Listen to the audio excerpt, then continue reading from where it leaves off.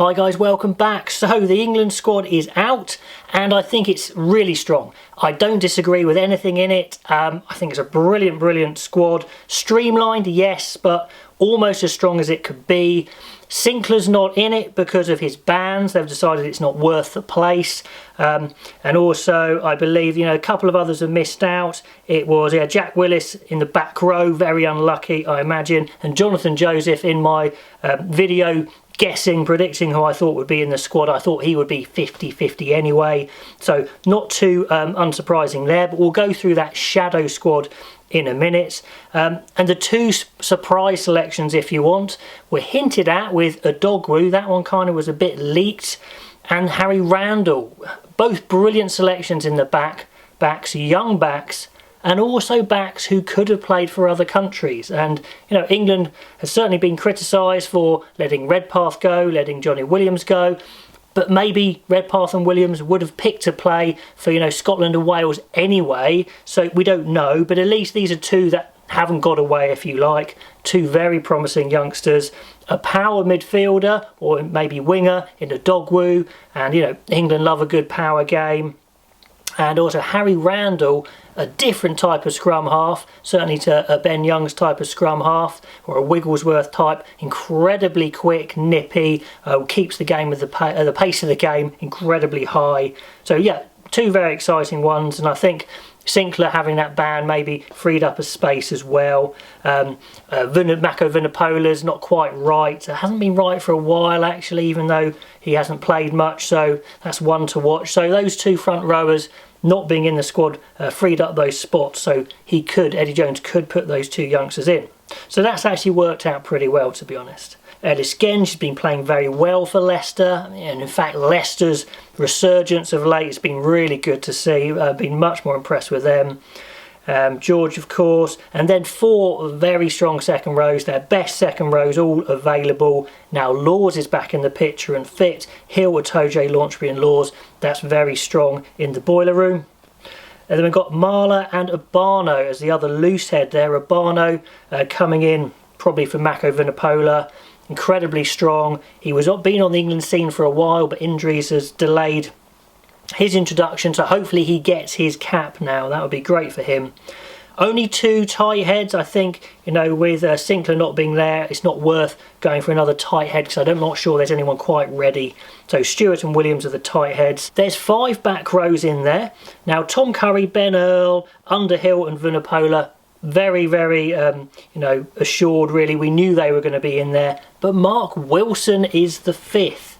Now that's interesting. A lot of you guys were saying Mark Wilson's been playing very well, and he's absolute, brilliant player, hard as nails, honest as the day is long, can cover all across the back row. But I just thought age-wise maybe they'd go for someone else, and indeed Willis is in that shadow squad. So a little bit of a surprise, but he certainly deserves it for his form for Newcastle. It's been a long wait for him to come back into the England squad, and whenever he's played for England, he's been great, to be honest.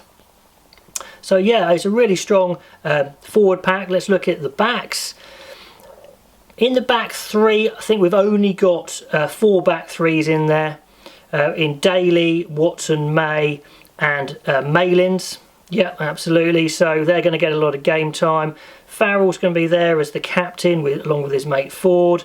Good to see we've got Ollie Lawrence staying in. I was worried if Odogwu was going to come in, I was worried that Lawrence would drop out, and I thought that would be a big mistake.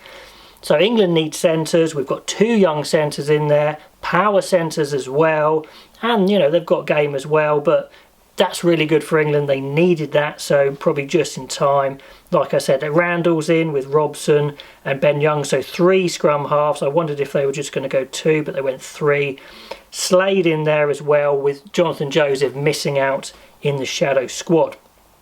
So just very briefly, this shadow squad I believe is what they're going to pick from if there's injuries. They're going through the same sort of testing regime, so it's safe to do so. But interesting, we've got Charlie Atkinson in there. No Simmons brothers again, not even in the shadow squad.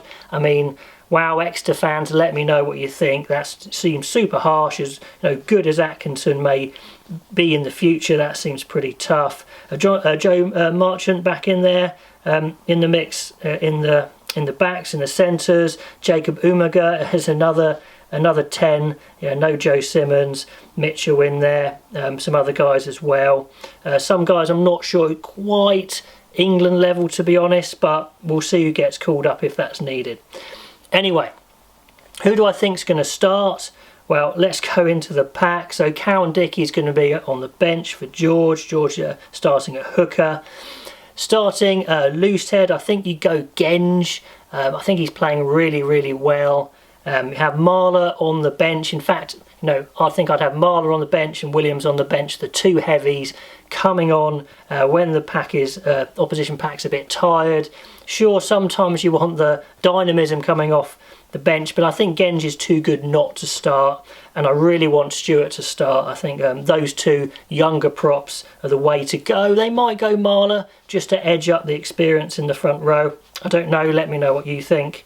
Back row, I'd put Ben Earl on the bench as a really good impact. Sub, could go Mark Wilson as well. I don't mind, either way is really good. And then your standard back row, Curry, Underhill and Billy Vunipola.